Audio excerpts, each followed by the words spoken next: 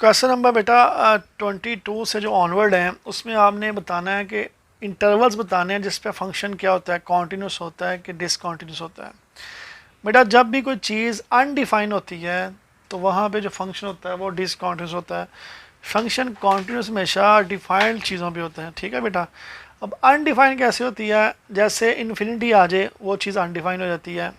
0/0 form आ जाए, ऊपर भी ज़ीरो न्यूमरेटर में नीचे भी ज़ीरो हो, तो वो भी चीज़ अनडिफाइन हो जाती है। तो जिन केसेस में आपने देखना अनडिफाइन हो रहा है वहाँ डिसकॉन्टीन्यूस होगा, जहाँ उसके अलावा हर चीज़ पे फंक्शन कॉन्टीन्यूस होगा। जैसे क्वेश्चन नंबर 22 आप देखें, x² - 5 और x - 1। अगर हम x की जगह बेटा 1 पुट करते हैं, 1 - 1 क्या हो जाएगा, 0। तो ये चीज़ जब आवर में 0 आ जाए वो चीज़ इन्फिनिटी बन जाती है, अनडिफाइन हो जाती है। तो इट मीन्स कि x को अगर हम 1 पुट करते हैं एट x = 1, फंक्शन क्या हो जाएगा, फंक्शन विल बी अनडिफाइंड।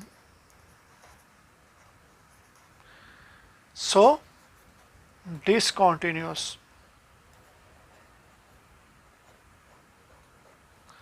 ठीक है बेटा, 1 पे फंक्शन क्या हो रहा है, डिसकॉन्टिन्यूअस है। 1 के अलावा जो भी वैल्यू होगी उस पे फंक्शन क्या होगा, कॉन्टिन्यूअस होगा।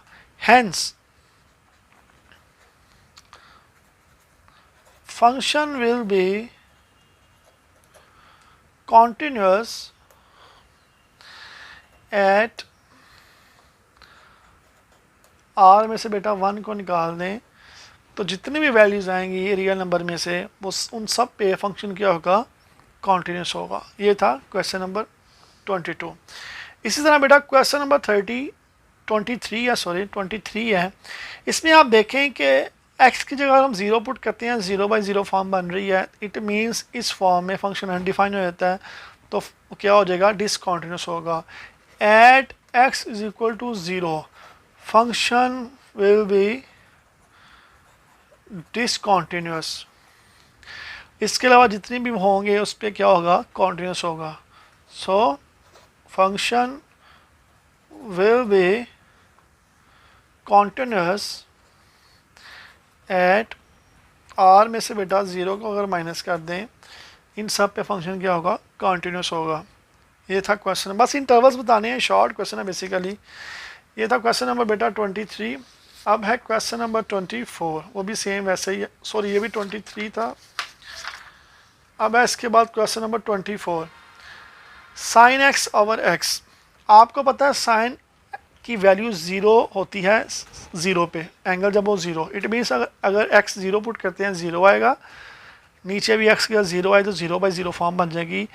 तो वो क्या हो जाएगा, फंक्शन क्या हो जाएगा, डिसकॉन्टीन्यूस होगा एट x = 0 पे। Here at x = 0 function will be discontinuous. ठीक है, अदर देन इसके जो फंक्शंस होंगे उन सब पे वो क्या होगा, अदर देन जो वैल्यूज होंगी उस पे वो क्या होगा, वो कॉन्टीन्यूस होगा। So function will be continuous at r में से 0 को माइनस करते हैं। ठीक है बेटा, अब tan का आपको पता है, tan जब 90 होता है बेटा तो वो अनडिफाइन हो जाता है, इन्फिनिटी हो जाते हैं। इसी तरह 270 पे भी tan जो है अनडिफाइन हो जाता है। तो यहाँ आप सिंपल लिख सकते हैं, function will be discontinuous at x = π/2 90 and function will be continuous all values at all values other than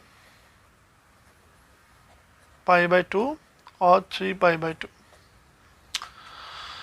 ये था बेटा क्वेश्चन नंबर 25।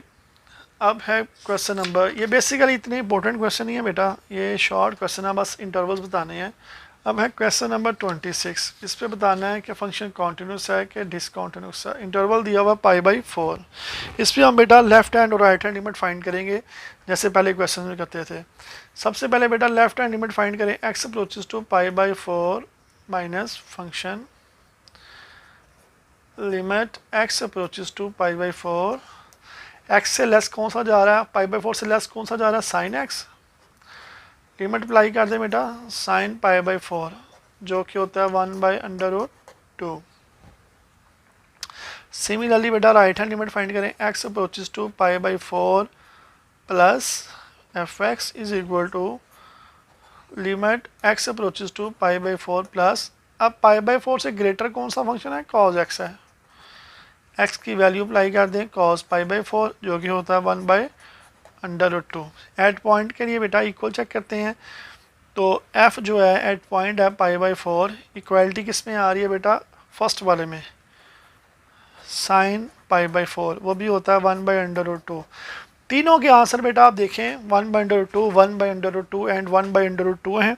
सो आपने कहना है as left hand limit is equal to right hand limit is equal to at point. तीनों के answer same है। So function क्या होगा, function is continuous at x is equal to π/4। ये था बेटा क्वेश्चन नंबर 26। ये तीनों क्वेश्चन हो गए हैं आपके।